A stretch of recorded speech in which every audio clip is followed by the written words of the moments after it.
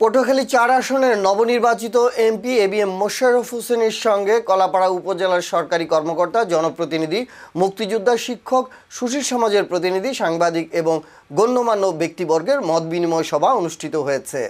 বুধবার ২৫ ফেব্রুয়ারি স্থানীয় প্রশাসনের আয়োজনে উপজেলা দরবার হলে এ মতবিনিময় সভা অনুষ্ঠিত হয়। উপজেলা নির্বাহী অফিসার কাউসার হামিদের সভাপতিত্বে এতে প্রধান অতিথি ছিলেন নবনির্বাচিত এমপি এবিএম মোশাররফ হোসেন। উপজেলা নির্বাহী অফিসার কাউসার হামিদের সভাপতিত্বে প্রধান অতিথি নবনির্বাচিত এমপি মোশাররফ হোসেনকে ফুলেল শুভেচ্ছা বরণ করে নেওয়া হয়।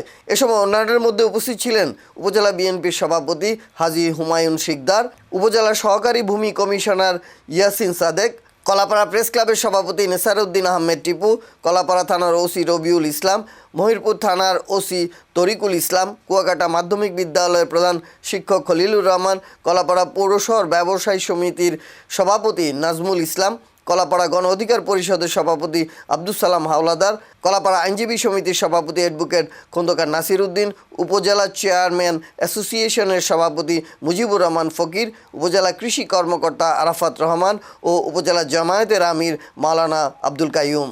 আমাদের কাজ করছি। আমরা ইতিমধ্যে এই বিষয়টা এনশিওর করেছি যে আমাদের প্রত্যেকটা ফি যত মিনিমাম কমানো যায় আমরা ইনশাআল্লাহ চেষ্টা করব। সেজন্য আমরা বদ্ধপরিকর। জমির একটা বড় হাব হিসেবে আমাদের এখানে পায়রা পোর্ট অবস্থিত। তথাপি আমরা জানি যে আমরা কয়েকজনকে মাত্র কথা বলার মতো দেব, বাকিরা আমরা সবাই শুনবো। নেতৃত্বে বদ্ধপরিকর। আমরা ইতিমধ্যে আমাদের প্রাইমারি শিক্ষার সাথে যারা জড়িত